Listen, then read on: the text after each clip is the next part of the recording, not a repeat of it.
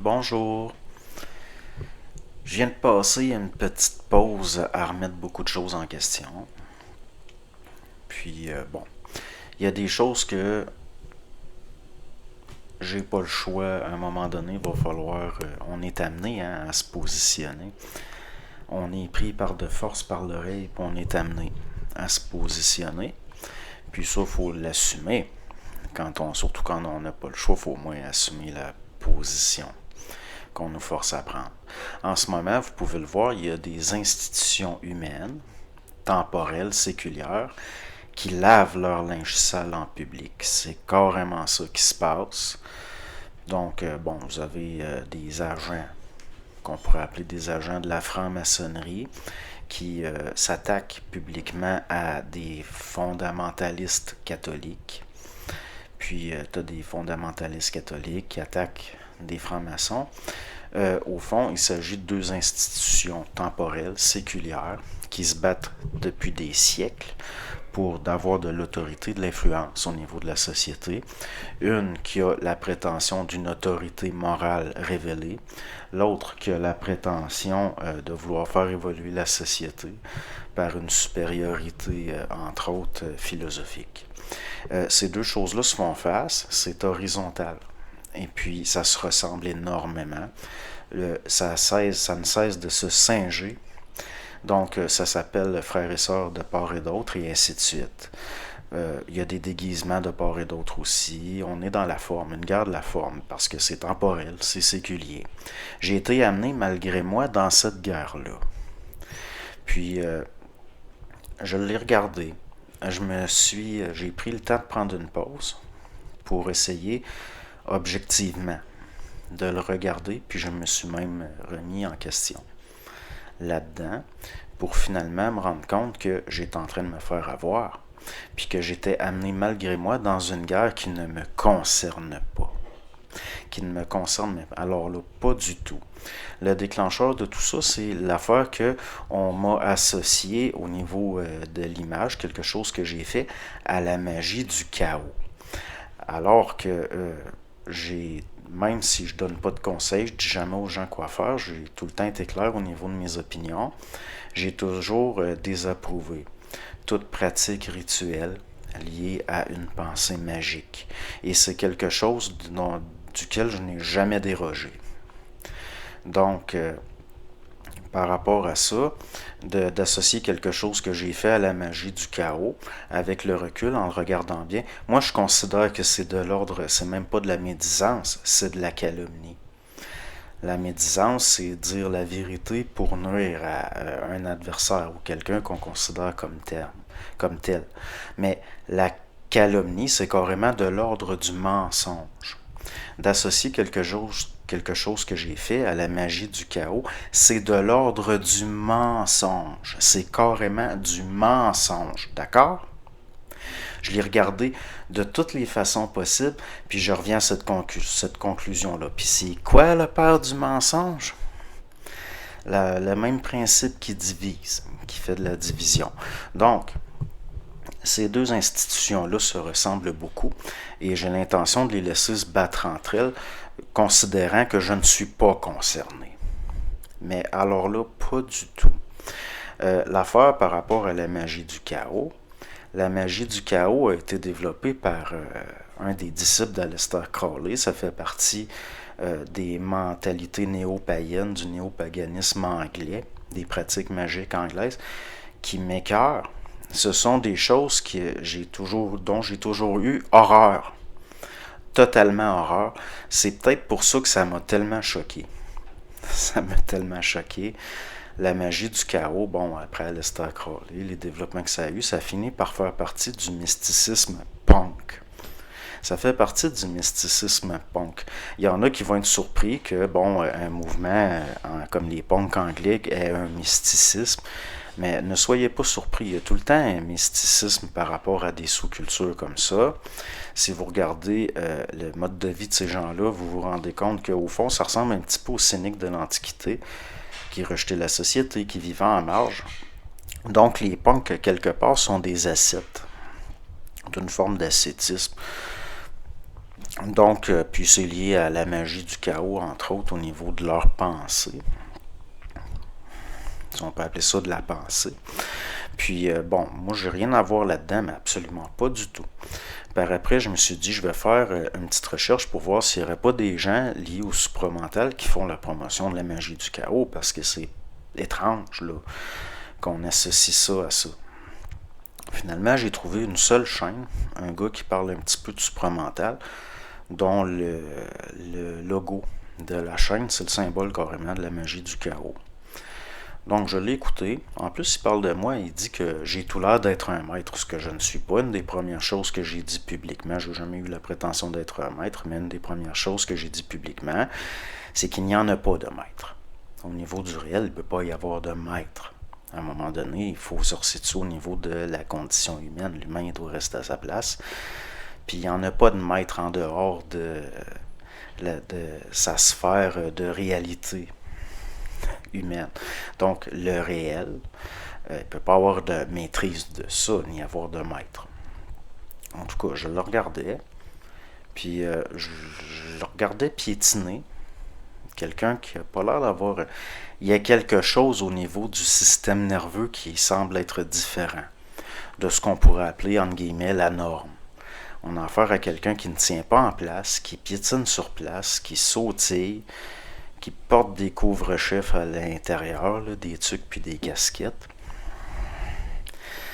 puis qui a l'air altéré. Il a les yeux morts. Donc là, j'espère que c'est pas parce qu'il y en a qui pensent que ça a rapport avec moi, là. Il y a toutes sortes d'individus, il y a toutes sortes de, entre guillemets, de pathologies, là. Donc, on ne peut pas mélanger toutes à cause de petits liens comme ça. Je pense pas que ça ait de lien avec cette chaîne-là, là, qu'on m'ait associé quelque chose que j'ai fait avec la magie du chaos. Mais c'est vrai qu'il y en a qui mêlent tout. Puis ça n'a pas rapport, tant qu'à moi, avec... vous savez, ce qu'il y a de particulier avec ce milieu-là, c'est au niveau de ce qu'on a appelé l'exercice de la parole, le supramental, c'est que c'est reconnaissable. C'est-à-dire que, bon, si vous écoutez comme Bernard de Montréal, des fois, la vibration est là. Puis c'est pareil par rapport à d'autres. Comme même Camp, des fois, c'est assez... même si... au Ménard, ou... puis là, j'écoutais ce monsieur-là, je le regardais piétiner. Il ne tient pas en place, il est clairement altéré par une substance quelconque. Puis je me disais, je peux pas croire. C'est pas pire, hein? Dans le sens, c'est là devant mes yeux, puis je peux pas croire.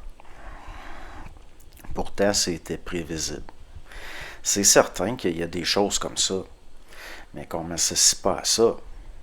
C'est comme, par exemple, la magie du chaos. Oui, ça fait partie des mouvances magiques britanniques, ce qui est probablement ce qui est de plus opposé aux antipodes de tout ce que j'ai pu dire pendant des années. Donc, de m'associer des choses que j'ai fait à la magie du chaos, c'est de l'ordre de la calomnie. Qu'il y ait une guerre entre des institutions séculaires temporelles, moi je m'en fous, ça ne me concerne pas.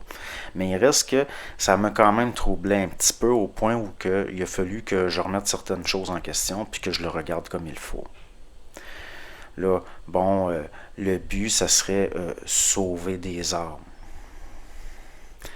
Quoi, les évangélistes américains, c'est pas le but, c'est pas le même but de sauver les âmes? Ah, c'est parce qu'eux autres, ils n'ont pas une robe de beurre puis une tonsure, hein? Donc, ça vaut rien. N'oubliez jamais que l'enfer est pavé de bonnes intentions. Puis c'est pas parce que votre but est louable que le chemin emprunté va nécessairement être un chemin sage. Donc l'affaire, vous pouvez, les fondamentalistes catholiques puis les francs-maçonneux, vous pouvez vous attaquer entre vous autres, mais qu'on ne me mêle pas malgré moi à ça, parce que j'ai ni à voir ni avec un, ni avec l'autre. Et je veux rien savoir ni de l'un, ni de l'autre. Donc, à un moment donné, ça va faire. Moi, les tonsures puis les robes de beurre, ça m'impressionne pas plus que les tabliers puis les petits gants. Puis, c'est pas vrai que finalement, je vais m'empêcher de parler parce que justement, il y a du monde qui interprète puis qui font n'importe quoi, qui sortent de son contexte que je dis. Je ne suis pas pour commencer tout de suite à me dire, ben là, ça va être sorti de son contexte, ça va être mésinterprété, puis ainsi de suite. Dans le fond, c'est une façon de faire ma gueule au monde, ça. En tout cas, il y a quelque chose là-dedans qui essaye de me faire taire. Puis ça passe par des bonnes intentions, des prétentions de sauver les âmes, puis le mensonge. Moi, c'est ça que on reconnaît un arbre à ses fruits. C'est quoi qui veut de la division? C'est quoi la peur du mensonge? Moi, je ne vais pas faire comme les francs-maçonneux puis venir dire, ben, Satan, c'est un symbole. C'est pas du tout ma position. Puis c'est pas non plus la position officielle d'une institution séculaire comme le catholicisme apostolique romain non plus qui va être ma position. Vous pouvez vous faire la guerre tant que vous voulez, vous êtes tout aussi ridicule d'un bord que de l'autre, puis je me sens pas concerné. Donc, détournez-en des affaires, puis sortez-les de leur contexte. T'sais, je veux dire, moi je suis associé, moi je fais partie des troupes de l'adversaire, puis je vais être mis dans le même panier que ce monde-là. Il n'y en est pas question, ça marche pas. C'est calomnieux, carrément. Donc, en plus que je n'ai jamais été dans le subjectivisme psychologique, philosophique non plus. J'ai jamais été un admirateur des Lumières non plus. Au contraire, je suis quelqu'un de plutôt conservateur. Moi, je fais juste entrer dans un restaurant, puis il y a des jeunes gens là, qui sont attablés, puis ils ont des casquettes de baseball sur la tête. Je revire de bord, hein. Je suis pas capable. Peut-être moi aussi, par rapport à la forme, bon, moi aussi j'ai mes limites. Mais à un moment donné, c'est parce que c'est un petit peu... comment je pourrais dire ça? C'est indécent. Je trouve ça indécent jusqu'à un certain point. C'est un peu comme hier, j'ai vu furtivement, il y a Anne-Marie Lozic qui est à une émission. Puis quand je l'ai vue, j'ai fait le saut. On dirait qu'elle est dans un état de choc anaphylactique. On dirait qu'elle a une réaction allergique puis que la face va lui fendre. Comme un morceau de forçure au soleil. Puis je sais que cette dame-là, elle ne veut pas parler de chirurgie plastique. Donc, elle devrait peut-être éviter de paraître en public étant donné qu'une image vaut 1000 mots. Nous vivons à une époque d'indécence. Nous vivons à une époque où les gens sont décomplexés. Au point où ils nous fument du pot d'en face. Ils prennent de l'alcool puis ils produisent des vidéos qui sont dans un état altéré des fois. Moi, je trouve ça un petit peu indécent. Puis ça fait partie des temps. Ça fait partie de la mouvance actuelle. Mais il reste que je suis pas plus impressionné parce qu'un bonhomme a une robe de beurre et une tonsure. Au contraire. Au contraire. Mais il reste qu'à un moment donné, c'est de remettre les choses à leur place. Puis non, j'ai rien à voir avec des pratiques magiques. J'ai rien à voir avec la magie du chaos, mais absolument pas. Même, j'ai tout le temps, jusqu'à un certain point, évité de parler de certaines théories par rapport à la physique quantique. Pourquoi? Parce que ça risque d'aboutir à de la pensée magique. Puis que j'ai toujours considéré ça comme extrêmement dangereux. J'ai jamais fait la promotion de la magie du chaos ni d'aucune pratique magique. J'ai jamais fait la promotion d'aucune pratique rituelle de quelque façon que ce soit. Donc c'est du mensonge d'associer quelque chose que j'ai fait à la magie du chaos purement et simplement. C'est malhonnête, puis ça n'a pas rapport. Parce qu'en plus, c'est lié à une guerre, comme je le disais, entre des institutions séculaires et temporelles. Puis je considère que ça ne me concerne pas. Donc, si vous voulez vous faire la guerre, c'est correct, là. Mais moi, je ne prendrai pas position ni d'un bord ni de l'autre parce qu'à mes yeux, c'est du même acabit quelque part. Ça se ressemble énormément. Ça s'appelle frères et sœurs de part et d'autre, ça se déguise de part et d'autre, ça ritualise de part et d'autre. On voit que c'est les mêmes fruits. Donc ça peut venir d'un même arbre, peut-être. Mais bon, là, l'affaire de sauver les âmes, ça c'est une excuse à mes yeux pour justifier une autorité temporelle séculaire.